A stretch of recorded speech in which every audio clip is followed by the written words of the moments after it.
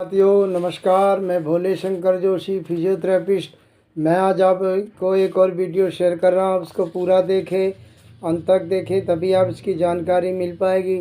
साथियों, मेरा टॉपिक का नाम है अर्थराइट में फिजियोथेरेपी के 3 मुख्य लक्ष्य होते हैं, उसके बारे में जानकारी दे रहा हूँ। अर्थराइटिस की जकड़न और विकृति और पेशियों में दुर्बलता को दूर करने के लिए मुख्य साधन है।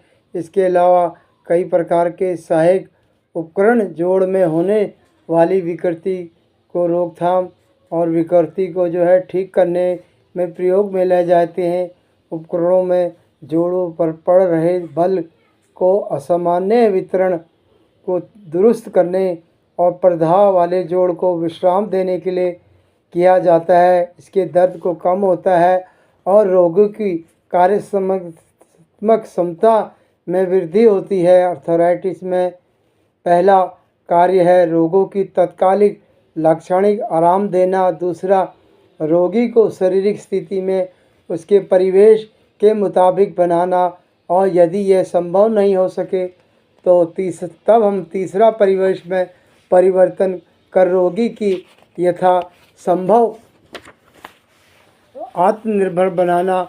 और उदाहरण स्वरूप घुटने के दर्द और अकड़न से सीढ़ियाँ चढ़ना मुश्किल हो जाता है।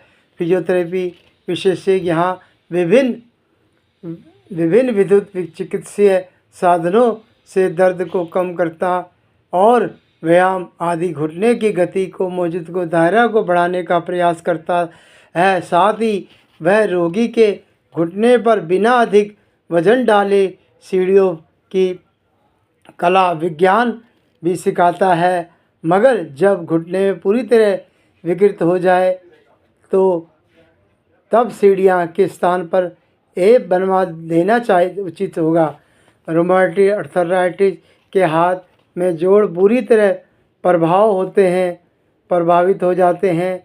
दैनिक जीवन का जो कार्य करना होता है, लाने व ले जाने वाले उपकरण की डिजाइन में परिवर्तन कर रोगी के कष्ट की खराब जो विकृति हो जाती है उसको आगे बढ़ने से रोका जा सकता है। मोटी पकड़ वाले दांतदार चाकू सब्जी काटने के दौरान हाथ जोड़ों में काफ़ी दबाव कम कर सकते हैं। इससे कष्ट कम होता है और हाथ की जो विकृति यानी जो खराब को आगे बढ़ने से रोका जा सकता है। ये सहायक उपकरण के बारे में यह व्यक्ति को हम एक्यूप्रेशर थेरेपिस्ट मरीज को बेहतर सलाह दे सकते हैं और तथा आवश्यकता पड़ने पर उन्हें बता भी सकते हैं। यह समझना बहुत आवश्यक है कि आर्थराइटिस का कोई भी क्योर या रोग के कारण समाप्त करने का उपाय फिलहाल उपलब्ध नहीं है।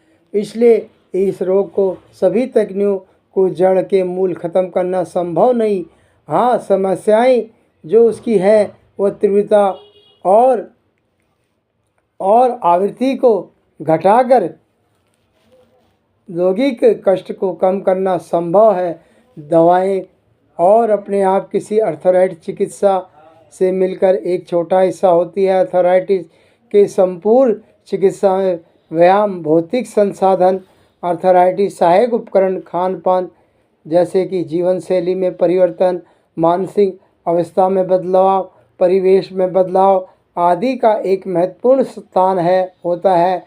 इनके समुचित उपयोग से जोड़ों में विकृति रोकी जा सकती है और शल्य क्रिया के जरिए जोड़ बदलने की आवश्यकता कम की जा सकती है। जो हमारे जोड़ बदलने में वो उसको कम किया जा सकता है। दुर्भाग्यवश हमारे देश में अर्थराइटिस के आरंभिक अवस्था में प्राय मरीज फिजियोथेरेपी की सलाह दी जाती है। मरीज फिजियोथेरेपी के लिए तब जाता है जब जोड़ों में लगभग बिगड़ने ज़्यादा होने लगती है।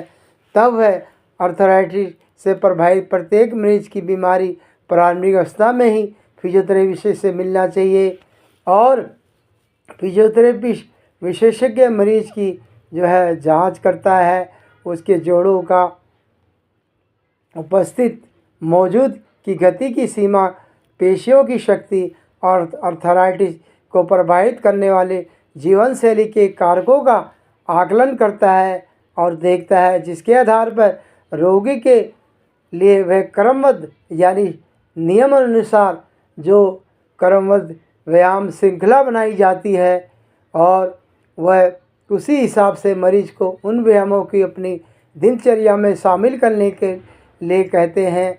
फिजियोथेरेपी विशेषज्ञ का मुख्य काम होना चाहिए कि अर्थराइटिस के इलाज में मरीज और डॉक्टर्स के फिजियोथेरेपी विशेषज्ञ तीनों की अलग अलग महत्वपूर्ण भूमिका होती है और लोगों ही मरीज की प्रगति के समान रूप से भागीदार होते हैं। मात्र दवाओं और मशीनों पर आधारित चिकित्सा पूर्ण प्रभावी नहीं हो सकती, इसलिए आवश्यक है कि मरीज को आरंभ में जब यह दिक्कतें आनी होती है तो बीमारी की प्रवृत्ति का इलाज सभी उपलब्ध विकल्पों के बारे में जानकारी दी जाए।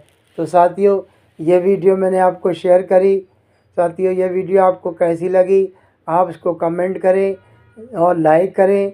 जो नए मेरी इस वीडियो को देख रहे हैं वह सब्सक्राइबर करें। साथियों, साथ ही साथ आपको हर चीज़ की जानकारी होना अति आवश्यक है, तभी आप दूसरों को भी यह जानकारी दे पाएंगे। साथियों, मैं ज़्यादा ना बोल के अपनी बात को यहीं विराम कर रहा हूँ। नेक्स्ट वीडियो में फिर नई वीडियो के साथ मिलेंगे, तब तक के लिए धन्यवाद।